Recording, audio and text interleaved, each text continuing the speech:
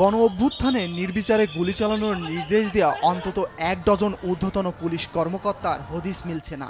এর মধ্যে জানা যাচ্ছে তারা পুলিশ প্রশাসনকে ম্যানেজ করেই দেশ ছেড়েছেন।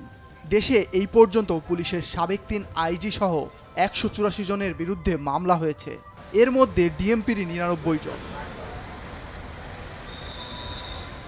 লালমনিরহাট সীমান্ত দিয়ে বেশ কয়েকজন পুলিশ কর্মকর্তার দেশত্যাগের তথ্য মিলেছে একটি গোয়েন্দা প্রতিবেদনে।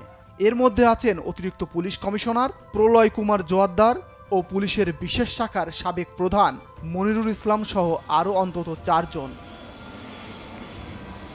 এরই মধ্যে একটি বেসরকারি টেলিভিশনে দেয়া ফোন ইন্টারভিউতে মনিরুল ইসলাম বলেছিলেন ৫ আগস্ট আওয়ামী লীগ সরকারের পতনের পর তিনি আইজিপির সাথে হেলিকপ্টারে করে সেনানিবাসে আশ্রয় নেন। এরপর পরিস্থিতি কিছুটা স্বাভাবিক হলে সেখান থেকে বেরিয়ে এক আত্মীয়র বাসায় ওঠেন তিনি।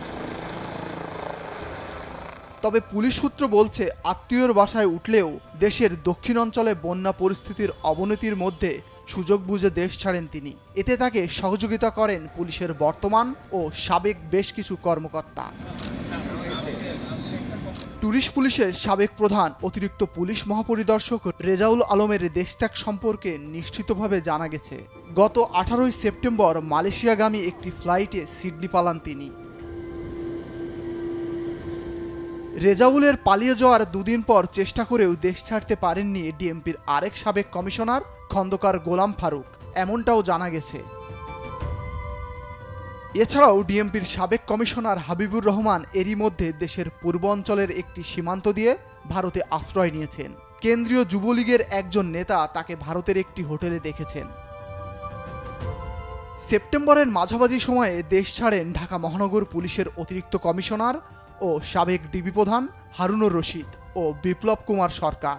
জানা গেছে তারা ভারতে আশ্রয় নিয়েছে।